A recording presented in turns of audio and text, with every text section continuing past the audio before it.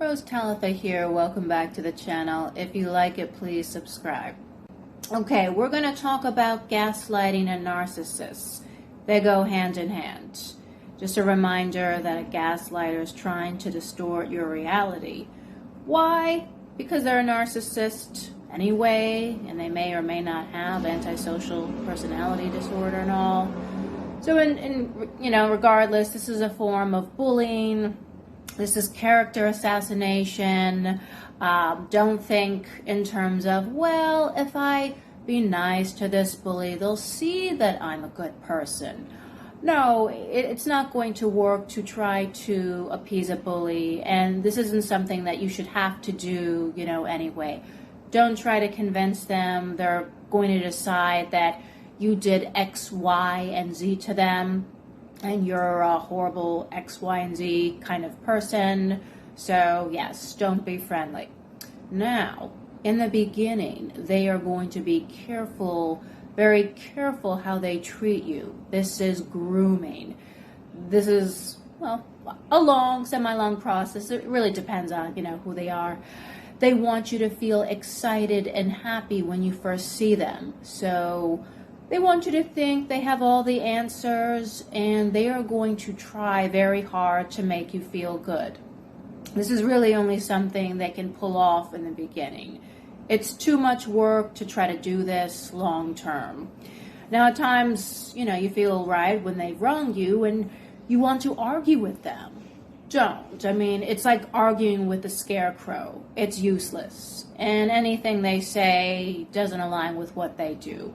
And they're going to twist everything to make themselves seem like a victim. They're pretty skilled at that.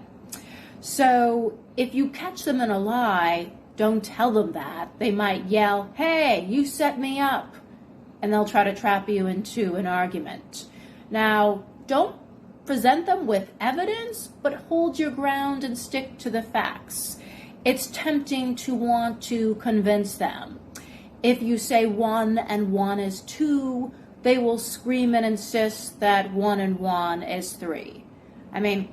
Don't try to prove that, if you have evidence, you take out a pen and paper and you work out the sum and say, look, it's 2. See? No. They're just going to keep, insisting that it's 3, and it's not going to work. As I once said in a former video, they may claim you have a bad memory. You could have maybe seen a play with them the week before in the theater. You try to remind them of that. They could say, well, your memory is bad. We were only talking about going. We didn't actually go. You could present this picture with a ticket stub. They might say, well, it's probably fake. You could order fake tickets online. And if you ask, well, can you show me where I can order the fake tickets online? They can turn it around, act victimized, and say, why are you always attacking me? If you tell them you have surveillance footage of the two of you at the theater, they might say, well, you have some kind of software. Yeah, you created some AI version. Yeah, that's what you did. And of course, they'll try to attack your mental health as far as your thinking being delusional. And the two of you in the theater might go as far as being, a hallucination that you have. Again, don't try to explain yourself. Don't try to reason. I've had a few instances where a gaslighter more or less admitted to doing it, which was kind of interesting. This is unusual. Their justification is that I did something first, so they had every right. What did I do? I couldn't meet them for lunch. I didn't cancel at the last minute. I really couldn't go to lunch. So they decided that this enraged them. So they passively aggressively gaslight me just to get back. So they say, hey, remember how we agreed that I can sneak into your house and film you as you sleep? No? Yeah, well, just to let you know, I did it and I posted it everywhere. In fact, it's on social media and it's floating around in forums. So it might not be until you get to the point of hysteria and panic that they take it back. They might say, I have no interest in doing that. I only said it because you're not meeting me for lunch. I graciously requested that we go to lunch and you declined my invitation. Now, if you go through another round of gaslighting, it'll be hard to go back to this event where you say, hey, you admitted that you were gaslighting me that time. Remember how, you pretended that you were going to film me in my sleep? They might claim that that conversation itself didn't exist. You may hear, oh, yeah, I don't know, what you're talking about. And then they'll try to maybe induce guilt, and you'll find yourself apologizing. And unfortunately, after some time, you won't hear your own voice in your head. It'll be, the gaslighter's voice. They're really all about blame shifting. They're saying their actions are based on something you did. So if their behavior is awful, it's on you. Example, I was really good friends with someone. They stop by. I say hi. I barely really get the word out. And they say, you know what, you don't care about my day. Yeah, you don't care about me at all. That's why I don't even tell you anymore. So you're shocked, and then you're trapped into a circular argument that's hard to get out of. And they'll kind of reiterate claiming, you did this and that, and you'll just feel confused. Now, they'll talk about trauma that they had growing up, which is most likely true. They were most likely raised by a gaslighter, but they will use it to manipulate to their advantage. They might say, it's okay that you don't think much of me. It's all right. My mother, God rest her soul, she didn't think much of me either. So in fact, on her deathbed, she said to me, well, I just thought I'd let you know that I don't love you. Well, it's probably a manipulative household, but, I suspect that they're hyping up the story to take better control of you and the situation, because it definitely feels awful for them if they feel that they're losing control in any way, and with that, the stakes get higher and all. This can happen in social circles, families, narcissistically laced. They want to cause triangulation, lie. They'll lie to you about different relationships that they have with members of their family. Maybe they have a teenage daughter or a daughter that's younger. They might say, oh, my relationship with my daughter is amazing. Well, you know them well enough to know that they're lying, but you might be like, oh, okay, how so? And they might say, well, I'm on the phone with her for hours, and we tell each other's problems. Okay, that's a little inappropriate. I don't think a 12-year-old girl or younger would want to hear about her mom or her father's problems for hours. That is a burden, and it would be pretty grueling. And if the young girl does have to put up with it, she'll feel, if she doesn't at least go through the motions, or at least, pretend to go through the motions, that her parent won't love her anymore. And unfortunately, her, fear of conditional love, is valid. And they want to cause triangulation between a new spouse that's now an ex. They could say, well, my now ex-wife was aware of the relationship I have with my daughter. Oh, she hated it. She's so jealous. Was so jealous that I'm on the phone with my daughter.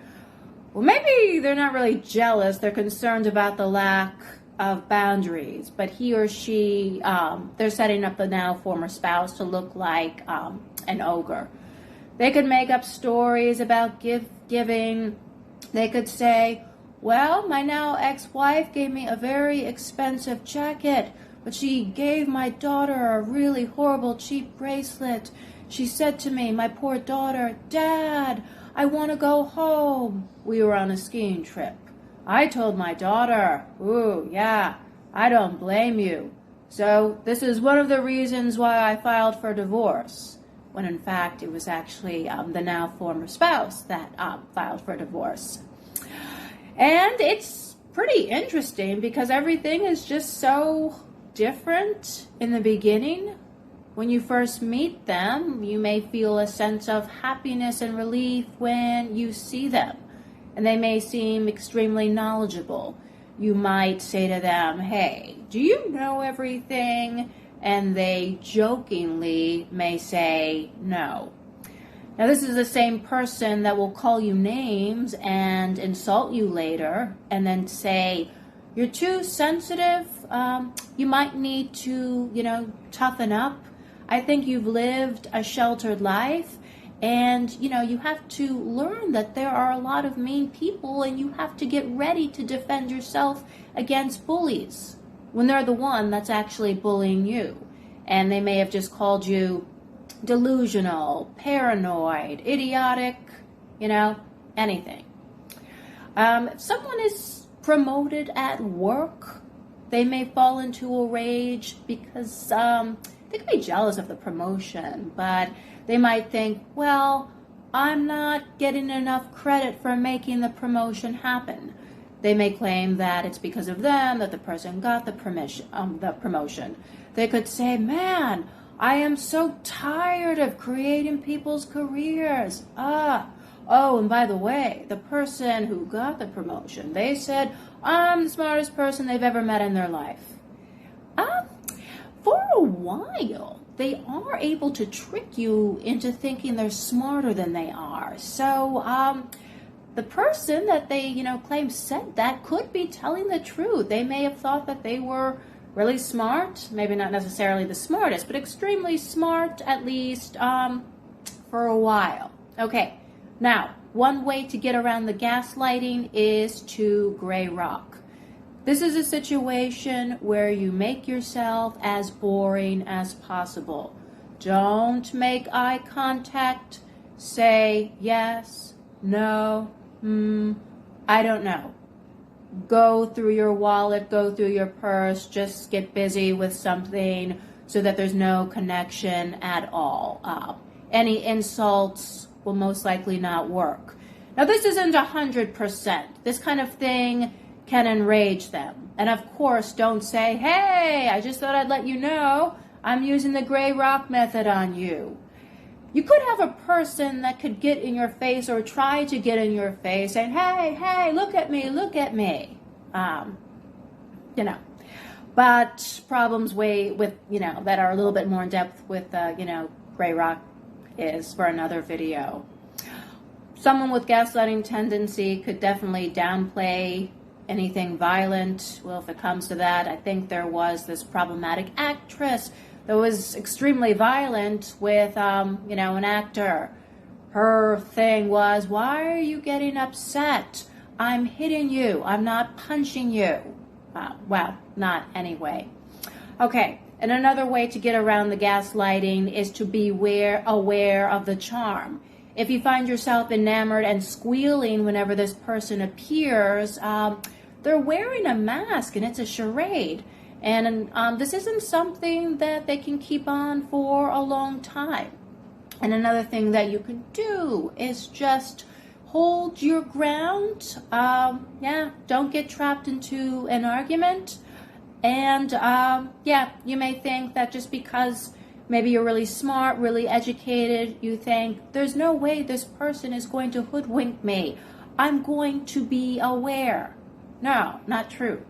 And maybe this gaslighter does nice, charitable things to throw people off the track. I mean, just because they work at a soup kitchen doesn't mean they aren't a gaslighter. Now, you can also set boundaries without necessarily telling them, oh, by the way, I'm setting boundaries. If they refuse to allow you to assert yourself, then walk away. Don't give another chance. They always say that everyone deserves a second chance. Okay, not in the case where someone is willfully manipulating and gaslighting you. If you give them a second chance, they will come back worse, partly because they see you as not having respect for yourself because you took them back, and they're also in a rage because they lost control of the situation for a little while. So this is very payback time with interest. You'll also hear some yelling that, oh, I'm the best thing that has ever happened to you, when in fact, it's the opposite. Now, once they're away from you, you will feel most likely some symptoms of withdrawal and depression, and you will have to fight, overwhelming urges to reach out. Don't do it. That's what they're waiting for. They're in a position to pounce. So block them, ignore them. Once you're in the process of self-care, self-healing, you're going to be ready to move on. So thanks for watching.